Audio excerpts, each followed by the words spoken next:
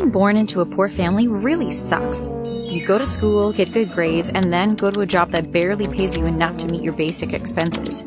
I would often dream of things I would buy, such as cars, houses, clothes, shoes. If only I had a way out of this paycheck-to-paycheck lifestyle, I would take it in a heartbeat. Dave and I met at the mall. I was purchasing some new work clothes when my card was declined. I was so embarrassed. He was next in line and offered to purchase my items. He asked if he could take me to lunch after, and I said yes. After going on a few dates, we decided to date exclusively.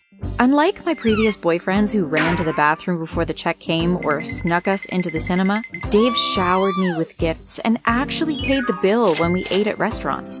After a date with Dave, I would often go to work and boast about our date the day before. Last night, Dave and I went to La Chaire. You know, you have to get reservations months in advance to even step into that place. After we had a lobster dinner, we took a ride in the limo around the city. I kept pictures of me and Dave stuck on my cubicle walls so everyone would know that I not only had a man, but a rich one at that. My plan was to keep this rich man in my life by any means possible, which also meant being protective of him and removing any female that I thought was a threat to our relationship. I must admit, yes, I am a bit of the jealous type, but who isn't?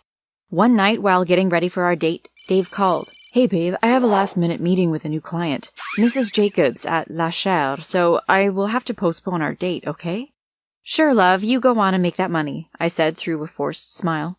Dave and I hung up and I screamed, "How dare he take some heifer to our spot?" I changed from my red dress and pulled on black sweatpants and sweatshirt. I grabbed my car keys and headed to La Chaire. I parked a little away and walked towards La Chaire. They had a beautiful open window so that I was able to see inside. There was my boyfriend laughing and drinking with her. After 3 hours, I saw Dave and the woman come out of the restaurant. I watched as he walked her to her car and gave her a kiss on the cheek before she got in. After she got into her car from the meeting, I followed her. On returning home, I wondered if I was making a mountain of a molehill. I hardly slept that night. The next day, Dave and I had lunch together. "So, how was your meeting yesterday?" I asked casually. "It was great. Mrs. Jacobs is excited to start working with us. I made the adjustments she wanted to the contract, but now I can't get a hold of her." "I'm sure she will turn up soon," I assured him. During lunch, Dave got a phone call. It was Mrs. Jacobs' assistant. Dave had a look of horror on his face when he came off the call. "What's wrong, Dave?" I asked. "It's Mrs. Jacobs. They found her car off a precipice off Old St. George's Road. They said she lost control of the vehicle and she died on impact." "Oh no," I mumbled. We ate the rest of our lunch silently. When we were finished, Dave paid the bill and we left. Dave walked me to my car. His facial expression changed to one of concern when he noticed I had a scratch on the front bumper of my car. "Babe, what happened to your car?" he said. I looked at him confused. "What are you talking about?" He leaned over and outlined the scratch and said, "This. What happened to your car?" I moved closer to Dave to see what he was talking about. "What the hell?" I said. "That wasn't there before. Someone scratched my car and had the audacity to just leave." I threw my hands up in the air.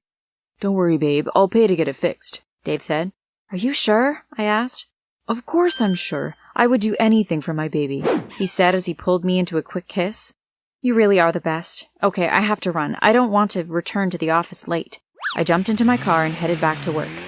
The next few days were tough on Dave after the disappearance of Mrs. Jacob. Dave started talking about his cabin on the lake. I was so excited when he invited me there to spend the weekend. He said he needed some time to clear his head. I was so excited to be away for the weekend, just me and him.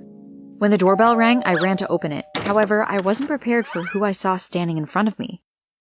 Dave?" I said as I looked at him, then at the gorgeous brunette that was standing next to him with a smile on her face.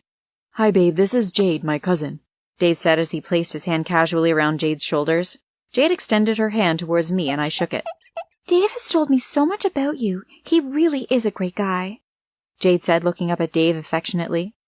"So, babe, are you going to let us in?" Dave asked. "Sure," I said as I moved to the side to let him in. I was boiling inside. How dare he bring another woman on our first weekend getaway? Who does that? "Hey, babe, I still have a few things to pack. Do you want to help?" I asked, taking his hand. "Sure, babe," he said, then turned to Jade. "I'll be back." Jade nodded.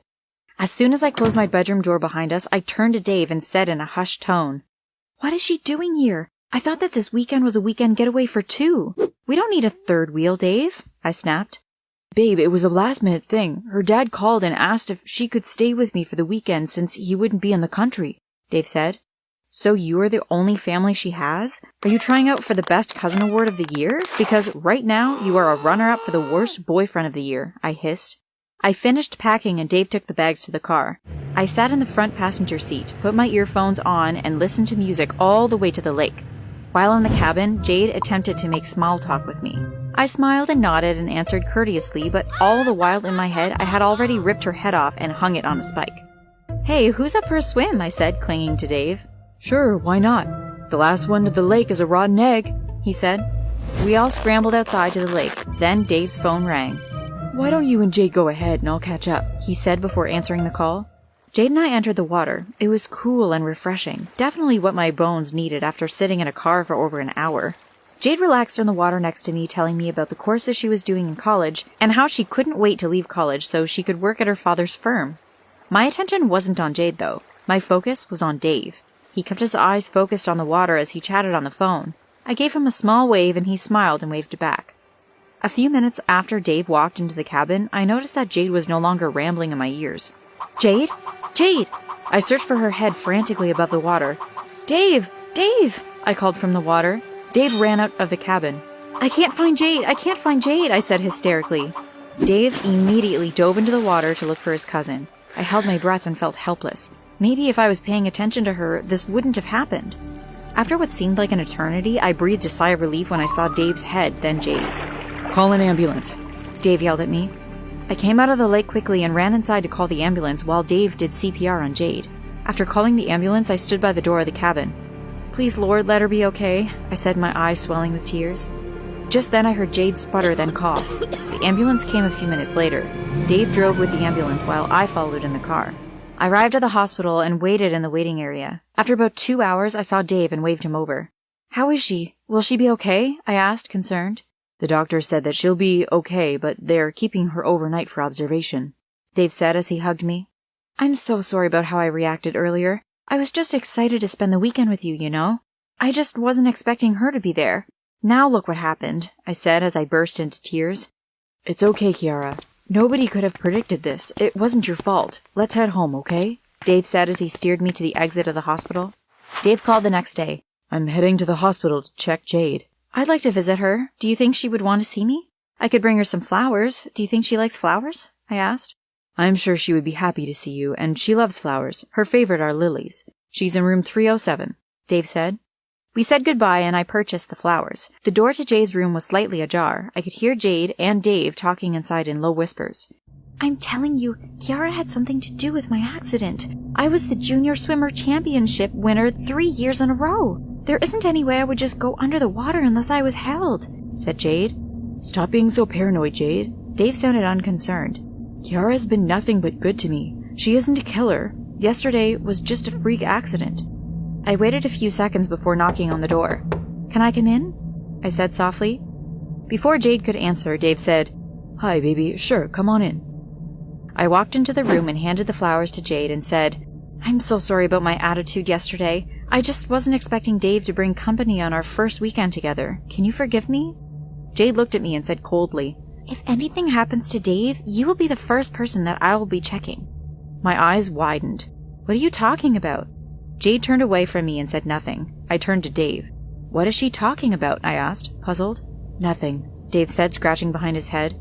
Look, Jade, I called Uncle Ralph and he'll be here shortly to take you home. Dave kissed Jade on the cheek, took my hand, and walked out of the hospital. It was Valentine's Day, and Dave said that he had a grand surprise for me. However, there was a business function that he needed to attend first. I honestly didn't mind, since I also had a work function to attend. While sitting through one of the boring speeches, the waiters were serving drinks. The coworker next to me nudged my arm and pointed discreetly. Isn't that Dave? She asked. Where? I said, looking around the room. Over there by the door serving drinks, she said smugly. I reluctantly turned my head in the direction that my coworker pointed. There were hushed whispers at my table from my other coworkers.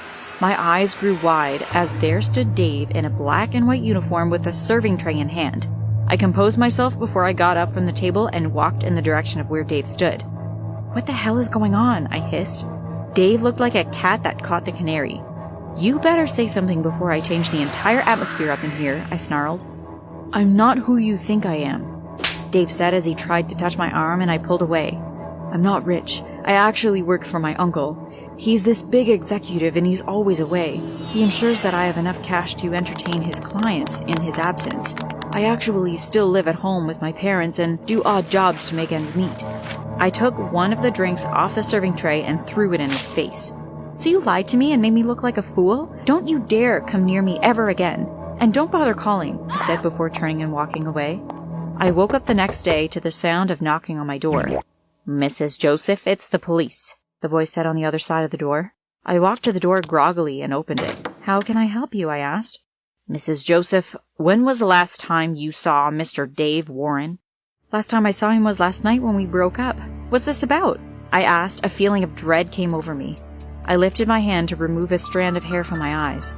I held my breath as one of the officers said, Mrs. Joseph, what's that on your hands, ma'am?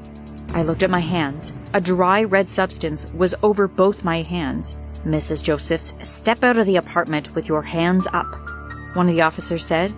What's this about? I asked as I stepped out of the apartment. I was handcuffed and led to the police car by one of the officers. He said, Mr. Warren was brutally attacked last night. Standing in front of my house was Jade. She looked on but said nothing. I was placed in the police vehicle and I looked back and saw her get into a car. She drove past the police car and I noticed that there was a scratch on the side of the door. I screamed from the back of the vehicle, I'm innocent! I'm innocent! What do you guys think of my story? Do you think I'm innocent or guilty? If this video gets to 30,000 likes, we'll post part 2 of this story. In the meantime, comment your predictions below. Before I continue sharing my story, don't forget to like, share, and subscribe to our channel. Hit that notification button and you will become rich within the next 5 years.